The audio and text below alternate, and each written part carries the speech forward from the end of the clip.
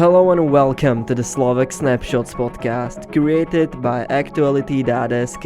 My name is Zorislav Poliak and I'm bringing you the most captivating and important stories from across Slovakia. Each week we'll dive into the headlines that matter, from breaking news to heartwarming stories. So, whether you're local or a global listener interested in Slovakia, we got you covered.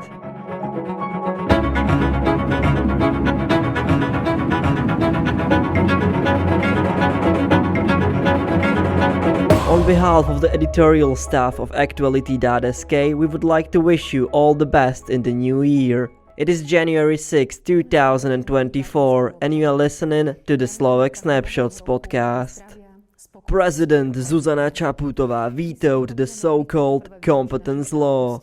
Želám vám, aby rok 2024 priniesol viac pokoja a stability. From the new year, we should have had a new 15th ministry, namely the Ministry of Sport and Tourism. This was a condition for Andrej Danko and the Slovak National Party, SNS, to enter the government coalition. However, President Zuzana Čaputová decided to veto the relevant competence law, but not because of the creation of the ministry, but because of so-called unrelated additions to the law, and also because the government hastily pushed it through just before the Christmas holidays without proper discussion. On Tuesday, 2nd of January, President Zuzana Čaputová returned the so-called competence law to the National Council of Slovak Republic for renegotiation. She has reservations about several of its provisions and the legislative process itself. The president's spokesman, Martin Strižinec, informed about this. Part of the president's hesitations are directed to the change in the method of appointment and dismissal of the chairman of the Statistical Office of the Slovak Republic and the Healthcare Supervision Authority. According to the president, the legislature did not comply with the requirement of the constitution, according to which senior state officials are appointed by the president and state officials are appointed by the government. The head of state also has reservations about the newly introduced grounds for dismissal of both officials, as Čaputová sees them as a threat to the independence of both bodies vis-a-vis the government. She also points to retroactivity of the law. It can also be applied to the current presidents of the two bodies appointed under the previous regulations, which is a constitutional inconsistency with the principle of legal certainty, she explained. The amendment to the law envisaged the creation of the new ministry in the form of the Ministry of Tourism and Sport of the Slovak Republic as early as 1st January 2024. According to the initiator, the central objective is to strengthen and optimize the use of public resources and potential in the field of tourism. It also aims to significantly increase the awareness of Slovakia as a safe tourist destination in international markets to promote revenue growth in this important sector of domestic economy. In addition, the new department aims to strengthen spa tourism and promote the development of cycling tourism. The sub-promotion of convention tourism is another of the resort's objectives, which is expected to contribute to significant revenue for the state and cities. The new ministry is to acquire competencies in the field of tourism from the Ministry of Transport and competencies in the field of sport from the Ministry of Education, Science, Research and Sport, which is also to be renamed the Ministry of Education, Research, Development and Youth of the Slovak Republic. Andrej Danko is collecting signatures for his presidential candidacy. No, my priebezne zberáme podpisy a ja som povedal, že začneme to robiť a dnes vám poviem exkluzívne, že viem, že už máme 10 000 podpisov na moju kandidatúru. President Zuzana Čaputová's mandate expires in 2024. The head of state is elected by citizens in direct elections by secret ballot for a 5-year term. The outgoing president announced last year that she did not plan to run again for the post of the head of the state for family reasons. So far, only 3 candidates' names are officially known. Diplomat and former foreign minister Jan Kubiš has collected 15,000 signatures these days. But we continue collecting until almost the end of January, when we plan to hand in the petition sheets, Jan Kubiš said. Another diplomat and former foreign minister, Ivan Korčok, is also running for the post of president. Beata Janočková, the founder of the Initiative for Deleted Parents, is also collecting signatures for the candidacy. Most recently, Andrej Danko, the chairman of the Slovak National Party, has also announced his plans to run for the office. Andrej Danko admitted that he's collecting signatures for his presidential candidacy. He doesn't like the reticent attitude towards the elections on the part of the Speaker of the Parliament, Peter Pellegrini.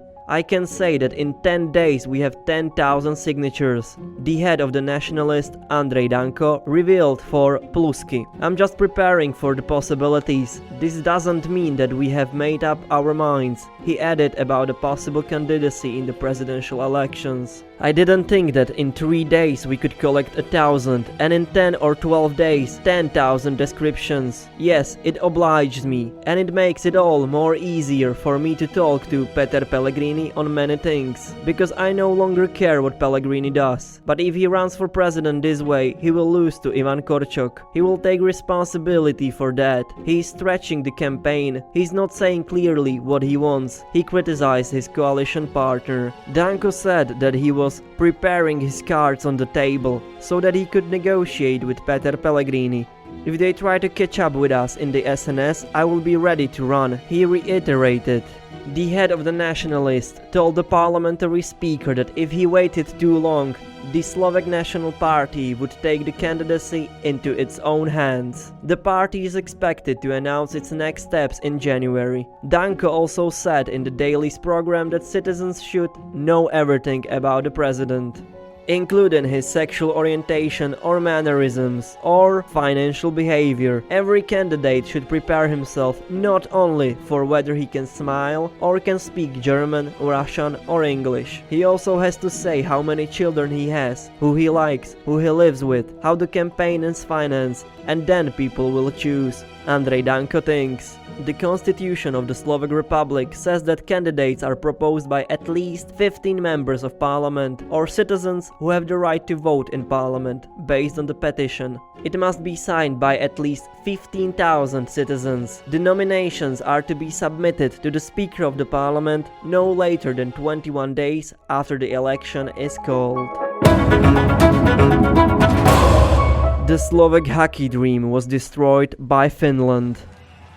The Slovak U20 hockey team lost to the Finland 3-4 after extra time in quarterfinals of the Junior World Championship. The Suomi decided their triumph after 24 seconds of extra time when Jere Lasila scored. Slovakia's captain Adam Sikora was named the best player of the game. Goaltender Adam Gajan, defenseman Maxim Štrbák and forward Servac Petrovský were named to the top 3 of the Slovak team at the World Championship 20. The Slovak 20 team has been among the top 4 at the Junior Championship 3 times in history. The last time they played in the semi-finals was 9 years ago at the 2015 World Championship. The team with Denis Godla, Erik Černák, Martin Révaj and Petr Cehlárik won the bronze medal, beating Sweden 4-2 in the duel for the 3rd place. They repeated the only medal success from the championships of this age category. In 1999, the team of Jan Lašák, Marian Gáborík and Ladislav Nať enjoyed the same bronze medal. Our boys played very well at the tournament. In the group they beat all teams except the Americans, and it was obvious that they put their fighting hearts into every game. It's hard to describe it now. We are all disappointed. I don't know what else to say. It hurts, just like last year, twice in a row. It's really bad feeling, said forward Servac Petrovský on the elimination from the tournament. Slovak captain Adam Sikora added, I don't know if I ever been hit like that in my life. I think it was an unbelievable game from our side. We came back into the game with like 40 seconds left. I cannot really evaluate it. I'm very down right now. It's a painful loss. It was the last year, the last chance we had to prove something, and it came back to bite us like that. I have to get my strength up and say some words to the boys, even though it's going to be tough. It's hard to evaluate. Last year Slovakia was also eliminated in the quarterfinals in overtime, when generational talent Conor Bedard scored a great goal to decide the game.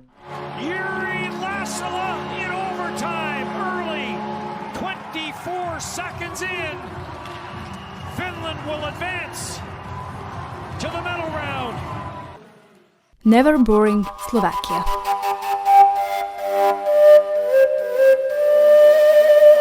Did you know that the backbone of the Slovak economy today is the automobile industry? Slovakia produces the largest number of cars per capita in the world, 191 cars per 1,000 inhabitants.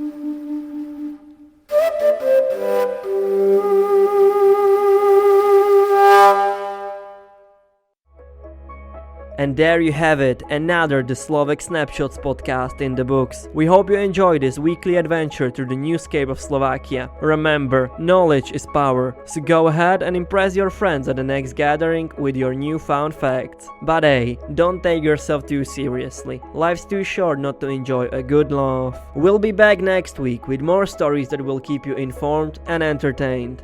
Until then, stay curious, stay informed, and keep sharing those lovely smiles.